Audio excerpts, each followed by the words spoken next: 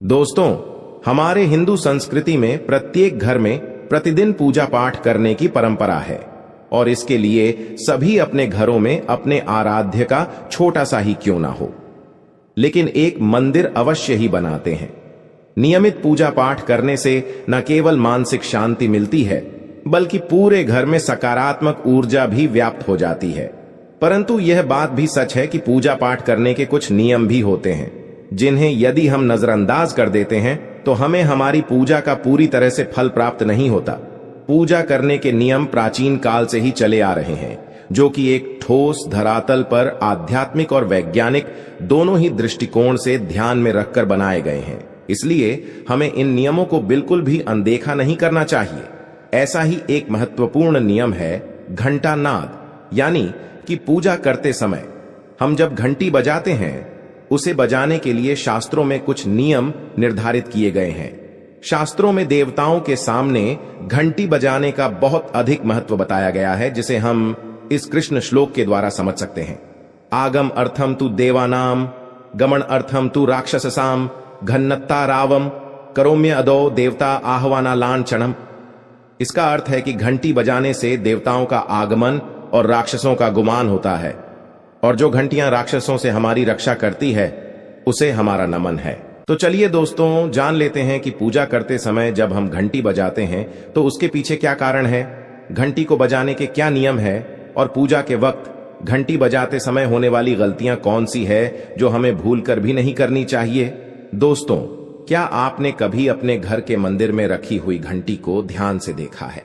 अगर आप ध्यान से देखेंगे तो आपको घंटी के ऊपरी हिस्से पर, यानी जहां से हम इसे पकड़ते हैं, उस पर गरुड़ बना हुआ दिखाई देता है। अंततः घर पर जो हम घंटी इस्तेमाल करते हैं उसे गरुड़ घंटी कहा जाता है। पूजा करते समय गरुड़ घंटी का उपयोग भगवान को आमंत्रित करने, अर्थात भगवान का आवाहन करने के लिए किया जाता है, जिससे एक सुंदर ध्वनि से भगवान का आवाहन करने का आभास होता है। जब हम विधि विधान से पूजा करते हैं तो उसमें घंटी का उपयोग अवश्य रूप से करते हैं। पूजा संपन्न होने पर आरती करते समय विशेष रूप से घंटा नाद होना चाहिए, नहीं तो हमारी पूजा आदि अधूरी मानी जाती है। परंतु हम में से अधिकांश लोग इसे मात्र एक सामान्य प्रक्रिया मानते हैं और पूजा करते समय घंटी बजाना भूल जाते हैं। तो आइए जानते हैं उन नियमों के बारे में। मतलब आज की वीडियो पूरी तरह से आपके प्रश्नों पर आधारित है, जिनका उत्तर मैं आपको शास्त्रों के अनुसार देने का पूरा प्रयास करूंगा। तो वीडियो को पूरा जरूर देखें, और अगर आपको आज की वीडियो अच्छी लगे तो इसे लाइक जरूर कीजिए। जय मां लक्ष्मी आपके इस वीडियो को जो भी लाइक और चैनल को सब्सक्राइब करें, उसके जीवन में कभी भी धन की कमी ना होने देना। दोस्तों, हमारे प्राचीन शास्त्र की मान्यता है कि सृष्टि के निर्माण के समय सबसे पहले जो बड़ी सी ध्वनि निकली थी वह घंटी की आवाज के समान सुनाई दी थी।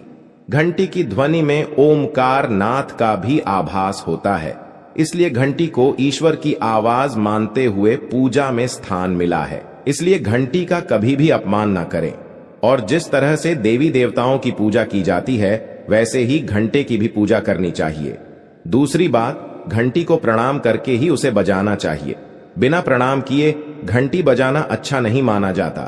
दोस्तों, आपने अक्सर यह महसूस किया होगा कि पूजा करते समय जैसे ही घंटी बजाई जाती है तो पूरे घर के साथ साथ संपूर्ण वातावरण शुद्ध और पवित्र सा हो जाता है और चारों ओर सकारात्मकता फैल जाती है।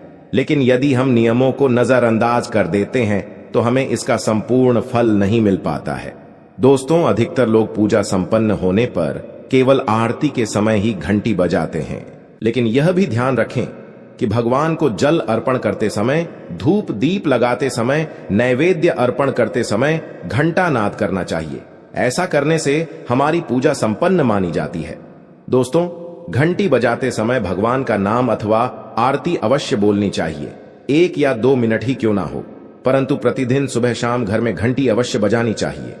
यदि आपको अपने घर में या अपने आप में नकारात्मकता महसूस हो तो आप थोड़ी देर के लिए भगवान के सामने घंटी अवश्य बजाए, सारी नकारात्मकता नष्ट हो जाएगी। दोस्तों, पूजा घर में शनि महाराज एकांत विरह, उदासीनता और वैराग्य के देवता माने जाते हैं। जबकि गृहस्थी को चलाने के लिए राग प्रेम एवं भौतिक चीजों की जरूरत होती है। इसलिए शनि महाराज की मूर्ति को घर में नहीं लाना चाहिए। दोस्तों, सबसे पहले बात, दीपक और धूपदान की भारत की परंपरा मिट्टी से जुड़ी हुई है। इसीलिए मंदिर में पारंपरिक मिट्टी का दीपक अवश्य होना चाहिए। अगर आप मिट्टी का दीपक नहीं रख सकते हैं तो धातु के दीपक का उपयोग करें। अगर भगवान में आपकी आस्था ज्यादा हो तो आप उपला रखकर गुड़ और घी का धूप भी दे सकते हैं। ऐसा करने से घर में सुख शांति बनी रहती है। दूसरी चीज, घर के मंदिर में स्वस्तिक अवश्य होना चाहिए। या तो आप इसे रोली से बना लें, क्योंकि स्वस्तिक आपके घर की शक्ति, सौभाग्य, समृद्धि और शुभता का प्रतीक माना जाता है। यही मुख्य कारण है कि कोई भी शुभ कार्य करने से पहले स्वस्तिक का चिन्ह अवश्य बनाया जाता है। तीसरी चीज है कलश। भगवान श्री कृष्ण कहते हैं, कलश सुख और समृद्धि का प्रतीक है। अपने मंदिर में रोली कुमकुम से स्वस्तिक बनाकर उस पर मंगल कलश अवश्य रखें। ऐसा करने से घर में सदैव समृद्धि बनी रहती है और ऐश्वर्य की प्राप्ति होती है। चौथी चीज, बहुत ही कम लोग जानते हैं कि शंख की उत्पत्ति समुद्र से निकले 14 रत्नों के साथ हुई थी। इसी कारण से शंख मां लक्ष्मी को अत्यंत प्रिय है। शंख की ध्वनि से सकारात्मक ऊर्जा का भी संचार होता है। इसीलिए मंदिर में शंख अवश्य होना चाहिए। शंख के घर में उपस्थिति से मां लक्ष्मी भी प्रसन्न होती है और उस घर में कभी भी धन की कमी महसूस नहीं होती। पांचवी चीज, मंदिर में आपने घंटी अवश्य देखी होगी, क्योंकि घंटी को शुभ माना जाता है। इसीलिए जब जब घर के मंदिर में घंटी की आवाज होती है, वहां का वातावरण शुद्ध और पवित्र बनता है।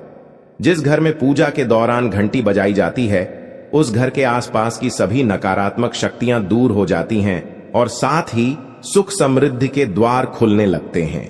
तो यह हैं वे वस्तुएं जिन्हें घर के मंदिर में जरूर रखनी चाहिए। आइए अब जान लेते हैं कि घर के मंदिर में कौन सी चीजें कभी नहीं रखनी चाहिए। सबसे पहली चीज, गणेश जी की मूर्ति।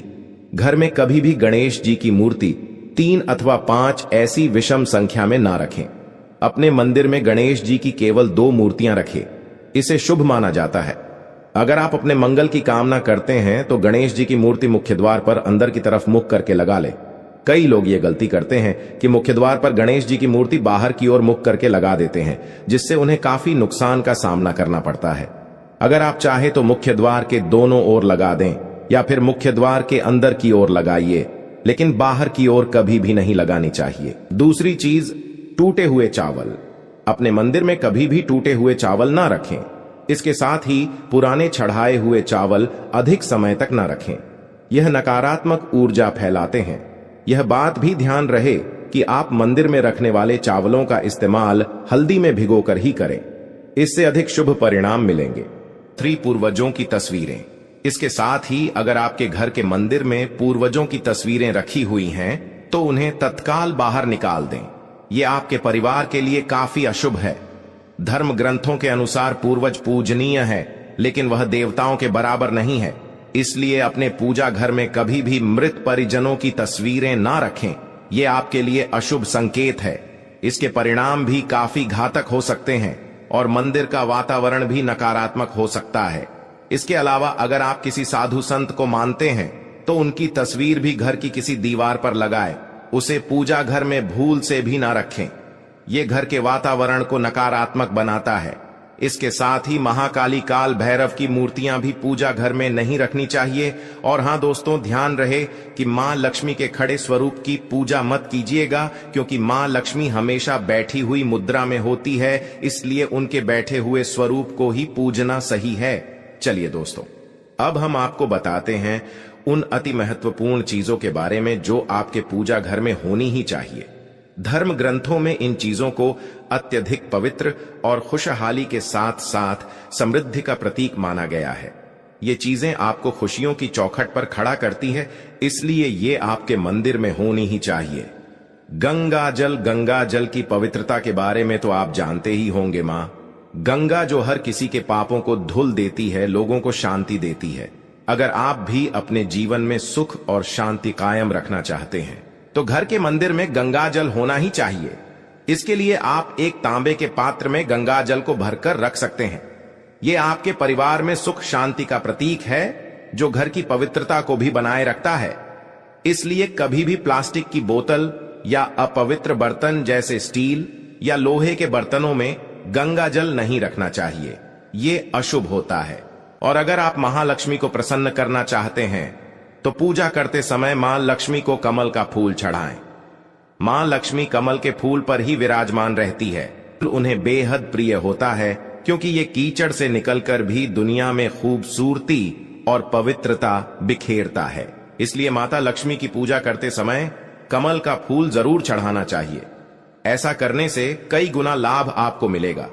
दोस्तों, इस दिवाली ध्यान रहे कि आप दीपक से दीपक ना जलाइए। शास्त्रों के अनुसार जो व्यक्ति दीपक से दीपक जलाता है वो रोगी होता है। ऐसा करने से रोग भी परिवार में पनपते हैं। इसलिए कभी भी दीपक से दीपक नहीं जलाना चाहिए। साथ ही मंदिर में एक घी का और एक तेल का दीपक जरूर जलाइए। ये आपको समृद्धि देगा। घी का दीपक दाईं तरफ और तेल का दीपक बाईं तरफ जलाने से समृद्धि बरकरार रहती है। इसके अलावा घंटा, धूपदानी, गंगाजल जैसी चीजों को बाईं तरफ रखना शुभ होता है। उम्मीद है दोस्तों आप ये समझ गए होंगे कि मंदिर में क्या रखना है और क्या नहीं रखना है। वीडियो पसंद आई हो तो वीडियो को लाइक करके शेयर कर दीजिए।